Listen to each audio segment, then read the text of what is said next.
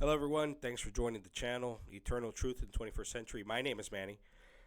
Welcome along on the ride as we talk about faith, and as I'm also joining the faithful community after several decades of being an atheist. So hit that like and subscribe button, suggest some topics, ask some questions. I'd love to talk about anything. So the title of today's video is why Catholicism makes more sense, right?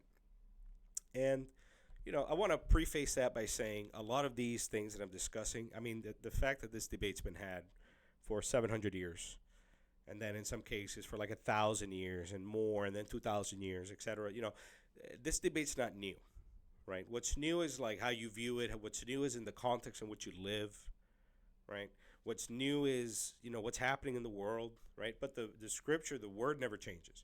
Right. So these debates, the arguments are the same, but they grow more or less validity, at least in my opinion, over time when we see their fruits. You'll know them by their fruits. So as time passes and we get to look back a certain amount of time, I think we can draw some appropriate conclusions, right? And I'll share those with you. And I kind of want to start this in like the most generic way, the most like generic and easy to understand, and like less details, more forest, less trees, right? So let's say we agree, right? If you're a Christian, at a base level, you agree that Jesus Christ is the truth, okay, the way, the life, right?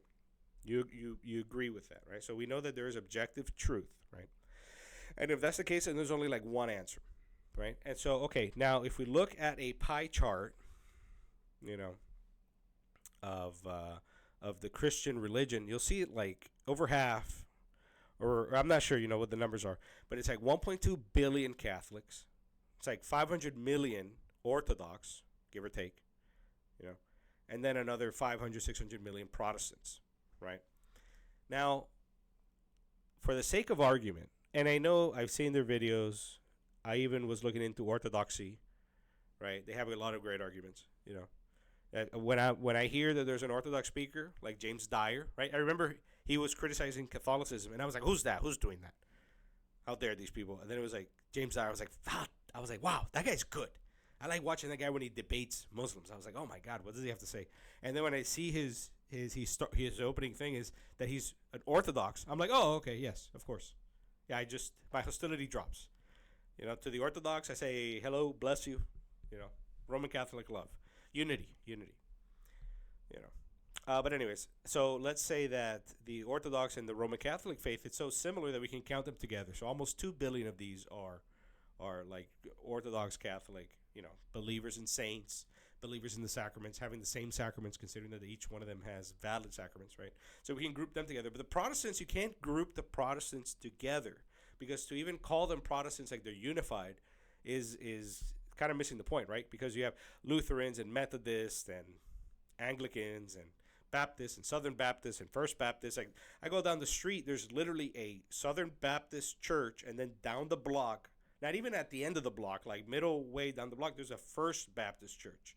And then if I take the other way around, it's like the First Baptist church of this other town. It's like, are they even related? I don't know. What's the difference? What do they believe? I know what the Baptists believe, but even within the Baptists, there's like fragmentation, right? And so that's like an argument in and of itself. If it's so evident, right, that you don't, it's sola fide, only faith, like you just need the Bible, right? Only Scripture, only through Jesus, through grace alone. That formula. If that's the case, then why don't we agree more, right? You would be surprised. You would see like, oh, the Roman Catholics are inventing things, right? They're evil, etc., but they have more unity than a bunch of people who are supposedly searching the truth and only what's in the Bible and whatever, and they can't agree with one another, right? So if there's only one truth out there, and we got like 2 billion people over here that generally believe the same thing, and then just a kaleidoscope of beliefs over here, and it's like 600 million. If I'm just going to roll the dice, I'm going to go with the Catholics. Or Orthodox, again, much love. You know what I mean? It's very similar. Ecumenism for my Orthodox brothers. You know what I mean? I'm a big fan. But not the Protestants. So just in that regard, it's like right there. It's like prima facie evidence. It's in your face. It's like, Yeah. Only Scripture, and then everybody is their own pope. Is essentially what it is. Everyone's their own pope. Everyone can. Oh, this is what this means, and they take it out of context, and they don't include the entire Bible. While we have centuries going back to the time of the apostles, we have centuries of people documenting what they mean, what they believe, how they believe things work. There's a body of work of elucidation, of illumination of Scripture, of traditions that tell us what it meant. What did these? We know the words. We have to translate them, which is another issue, right? Then you're like interpreting a translation. We have a bunch of men, primarily men, a lot of women too, that like died for the faith, and they died for what they believed in, and they wrote it down. And they wrote it down during the time of the apostles and afterwards, right? The Saint Ignatius, and all the rest. I mean, we just did Saint Ignatius in my local parish. That's why it's like fresh on my mind.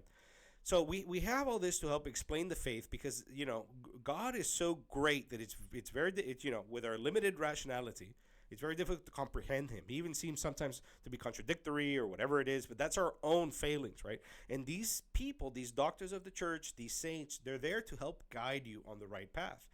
They're completely divorced from that. They don't have that. Or some of them, but here's the thing. Some of them do, some of them don't. The ones that don't, some of them think you shouldn't do it. Some of them think you're going to hell if you believe in saints, right? If you pray to a saint, which, by the way, if I were to ask you to pray for me, which please do, pray for me. Keep me in your prayers. Keep the channel in your prayers. That's no different than me asking the saints to pray. They're more alive than we are. They're in heaven with God. And God is God of the living, not the dead, right? And we have the story of Abraham in I believe they call it Sheol in the Old Testament, that Lazarus is in his lap, and he tells the story of like, I know what's aware. It's his turn because he had a bad life. And so the saints are alive. They're aware of things that happen, and we have several examples throughout the Bible of intercessions happening. So it's interesting, right? But they don't have that. They don't have this tradition. They don't have this like corpus of body that informs you. All you have is like your own ideas. And so that's my criticism. A lot of what I see in Protestant, like when a Protestant host will have a Catholic on, an Orthodox on, and they're explaining the faith. I hear a lot the Protestant guy saying, well, I don't think that, I don't know about this. I don't think that. There's a lot of like I. I don't think this, and I should. This is the church. This is the church, bro. It doesn't matter what you think. This is the way it's been. You're not that special. What's special is Jesus Christ and his message on the cross. You as an individual, your process of glorification, sanctification, deification, which is some of the other words I've seen used, it's all about how close you get to becoming like Christ, to living his life, right? And we have to get into that through Scripture and what the Bible teaches, what you have to do. But and how do you do that if you don't know what different meanings are and everybody has their own interpretation? You need the church. The church is a bride of Christ, right? And so it's like they don't even have the church. They don't have, and obviously they participate to different degrees. That's what the Catholic Church teaches. They're aware of some of the graces of God, but they're not fully. They don't enjoy the truth fully like we do, right?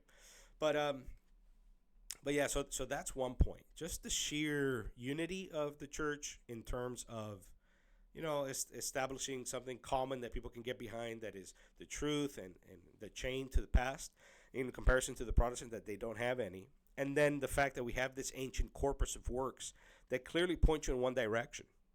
Okay, clearly point you in one direction. And they don't acknowledge it. They don't even look at that at all. And so, now between the Orthodox and the Catholic, when you look at, history and the test of time, a lot of the Orthodox churches were, in fact, the Muslim empire was like 90% Christian at one point. And it was the Orthodox Christians, the Coptic church in Egypt, and a variety of Orthodox churches in Syria and in Turkey, modern-day Turkey. All these guys got conquered, right? While the Roman Catholic Church expanded with Spain and Portugal across the world, and the conversion of millions of people. There's legends out there of how rough it may have been or may have not been. I personally don't think it was that rough. There's an entire group of people created through this process of Hispanization, right? I myself am a product of this, right? I have some indigenous blood from Central America, and those people met the Spanish, and taught them the language and the culture and the religion. And it's just, I am a byproduct of that. It had to be low violence because the race mixture is like totally mixed. Like to be Latino, to be Hispanic is its own thing, and the church had a big deal to do with that. It literally created its own unified people. So anyways, I find that very interesting, and I see that as an example for Roman Catholicism, and instead of being convinced by following Orthodoxy. And then the Orthodox, I listen to them and they make a lot of sense and whatever, but they have this issue now with calendars, right? Like some of them use the Gregorian calendar, some of them use the old calendar, but the old calendar isn't lined up with, like the seasons, so the calendar gets out of whack, and they're like in schism over which calendar they're going to use. So, as I'm coming around to my faith and I'm exploring these different people and I narrow it down to the Catholics and the Orthodox, I look at the Orthodox and I'm like, dude, these guys can't even, there's like 13 churches and they can't even figure out what calendar they're going to use. And they're supposed to have an argument against the Pope being the leader. It's like, dude, at least we get stuff done. I don't know. You guys can't figure out the calendar. Like, I feel like we move way past that as Roman Catholics. Like, I think it's very interesting. So, anyways, those are my thoughts. Those are my views. I appreciate you watching the video. Leave a like, leave a comment, subscribe, hit that button.